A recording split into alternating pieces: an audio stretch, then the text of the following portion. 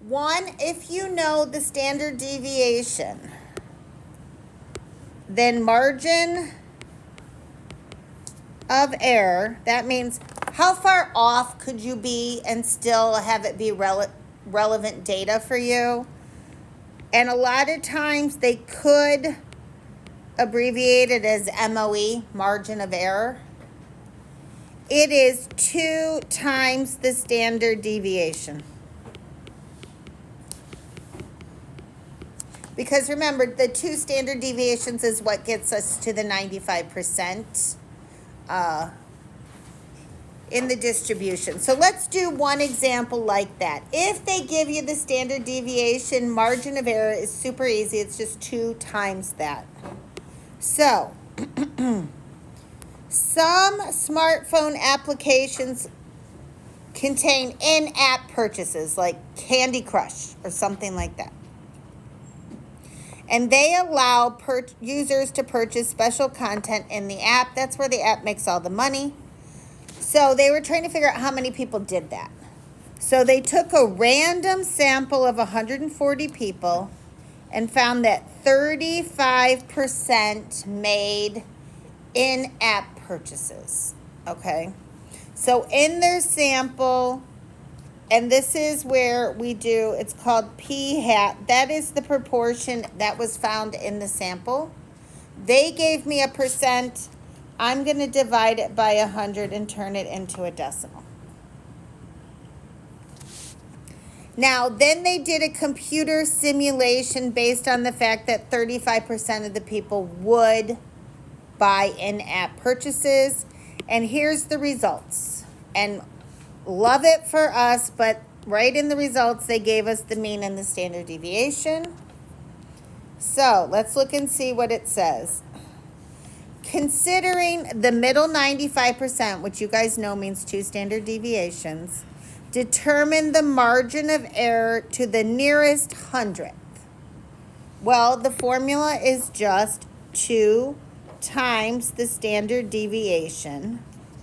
And then we're supposed to round it to the nearest hundredth. So go ahead and do that right now.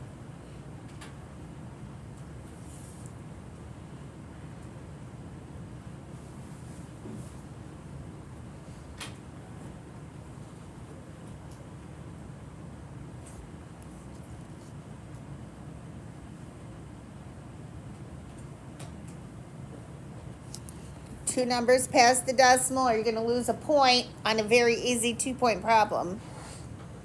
Now, what does that mean? Okay. Well, I'm going to show you how to write it so you get full credit. But basically what it means is they did a study, and the study was 35%, but they could be off by what percent? 8. They could be 8 too high or 8 too low. That number, so what we do to interpret it is we figure out the 95% confidence interval, which we were doing before, and that is going to be the 0.35 plus or minus 1 margin of error. Why am I only adding and subtracting 1 margin of error? Because normally for 95%, I do 2 standard deviations. Why am I only doing 1 margin of error? Well, what is the margin of error equal to? How did we just calculate it? Anyone? What is that? That's the 2 standard deviations. The margin of error, one of those is worth 2 standard deviations. That's how we calculated it. So that's why I'm only adding it once and subtracting it once. So if I find this interval, I subtract and I get 0.27. If I add it, I get 0.43. So if I'm like a marketing person and I've done this sample to try to tell the people how much money they're going to make, right? And I want to be as accurate as possible. Here's how I would interpret it. I am 95% confident. That's why I have this confidence interval. This is like, I am really, really sure that the percent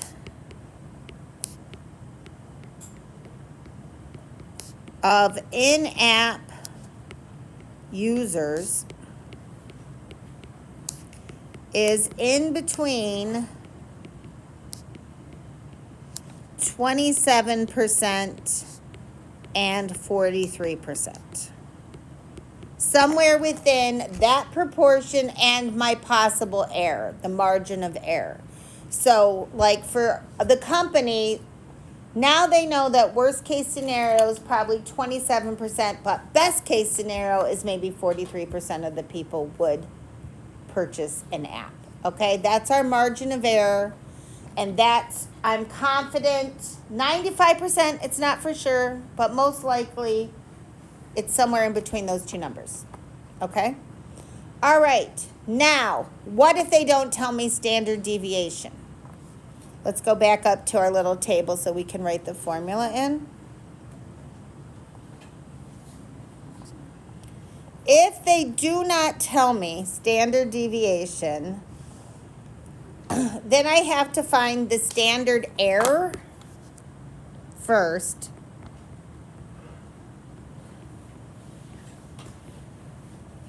And standard error is what calculates, like, tries to approximate the standard deviation. Okay, they mean the same thing, but one is just an estimate because I don't know the standard deviation. And so standard error, and they abbreviate it with SE for standard error, is equal to, now it's the square root of a fraction. It is p hat, which is the proportion of your one sample, times 1 minus p hat, all over lowercase n, which is the number of people in your sample. Okay? So if you want to give yourself p hat is the proportion in sample, and n is the number in the sample. Now that's just standard error. That's just a replacement for standard deviation. So the margin of error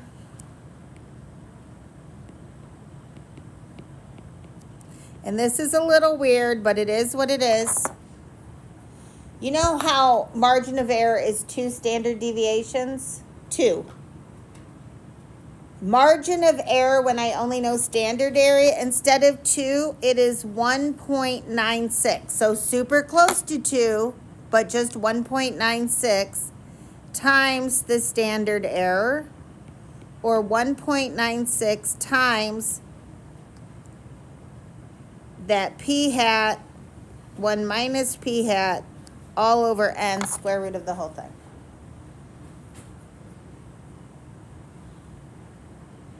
So we're going to practice that one. And unfortunately, that is a formula that needs to be memorized because they're not going to give it to us on the reference sheet. Okay? So, going to the top of the next page, let's look at how that gets used. So I can see they ran a simulation, but guess what they didn't tell me? They didn't tell me the proportion. They didn't tell me the standard deviation. So it says, a candidate for political office, he commissioned a poll, and his staff received 900 responses from likely voters. So I know his sample N was 900. He asked 900 people answered the question. And 55% of them said they would vote. So my sample proportion is 0.55. And I just took that percent and divided it by 100. Then they did a computer simulation of 1,000 more polls of the 900 people. assuming that 55% of the people would say yes. And now we have to calculate the margin of error, okay? Because the computer did not tell us the standard deviation. Find the margin of error to the nearest hundredth. Okay, so the margin of error is going to be 1.96 times the standard error, which is the proportion times 1 minus that same proportion all over 900, and you got to square root that whole thing, and you got to round it to the nearest hundredth. So go ahead and put that in your calculator and round it to the nearest hundredth. And I'll come around and check you.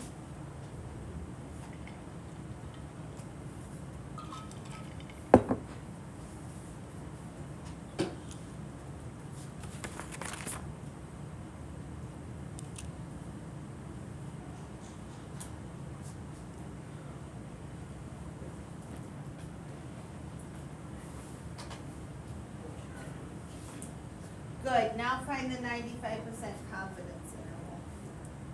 I feel like there should be a parentheses. You did it right here. I just feel like you're missing the one. There you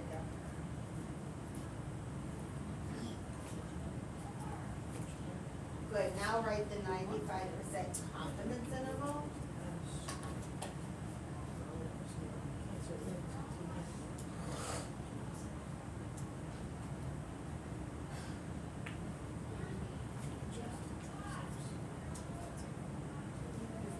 Square root, so we didn't need messed up again. The confidence interval is going to have a low number and a high number. It's like the poll said 55%, but then his staff can say, well, actually, we're confident that the votes are going to be between a number and another number. That's a good margin of error. Now figure out the 95% confidence.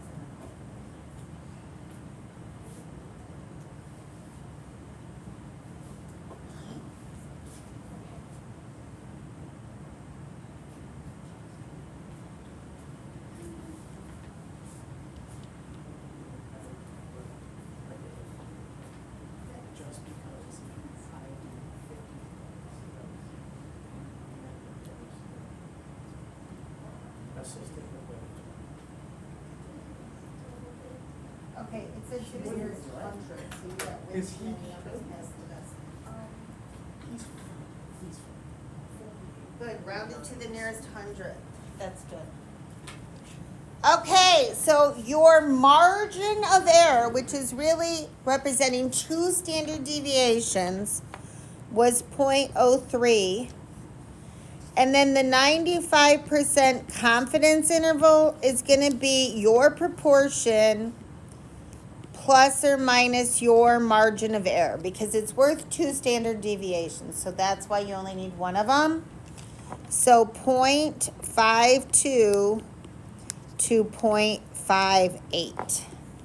So they didn't ask us to interpret it, so we're not, but that means they can tell them, hey, between 52 and 58% of the people are going to vote for you.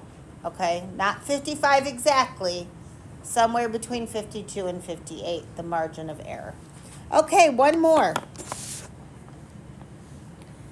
It says the school newspaper at a large high school did a poll, and they reported that 120 out of 200 randomly selected students favor assigned parking spaces. Okay, great. Compute the margin of error. Well, in nowhere did they tell me what the mean or the standard deviation is, so I got to figure out the sample proportion and n. How could I compute the sample proportion of the people who want assigned spots? What does that equal to? Braden? Yep, and I'm going to turn that into a decimal as long as it ends. So go ahead and put that in your calculator.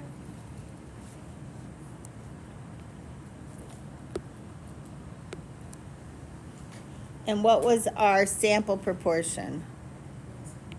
Okay, and then the only other thing I need is N. How many people were in the sample? Okay. So we can compute the margin of error. The margin of error is equal to 1.96 times the square root of p hat times 1 minus p hat over n, which is 200. And let's round to the nearest hundredth, even though I didn't say to, okay?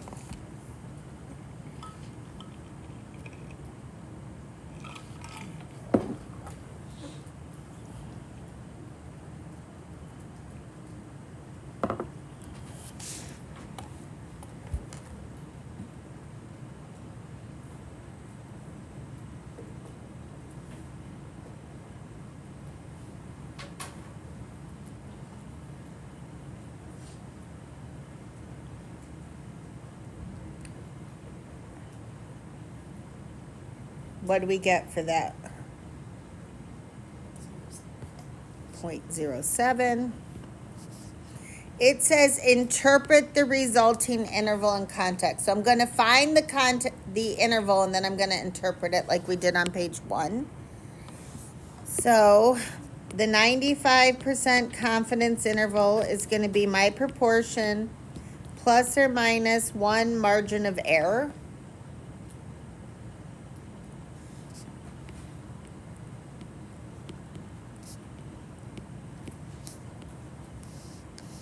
And then I have to write a sentence about that. It was 0.6 minus the margin of error and 0.6 plus the margin of error.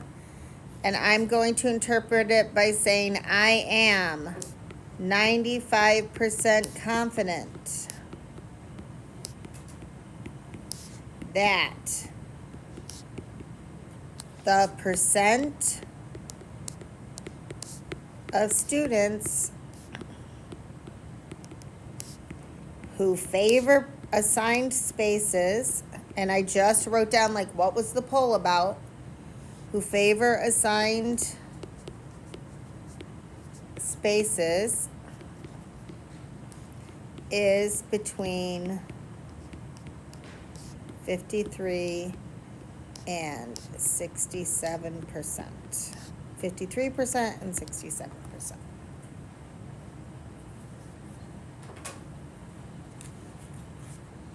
Okay, so that's margin of error. We only have one more statistics topic to do tomorrow. So I'm going to give you the exit slip and let you have time to work on the homework.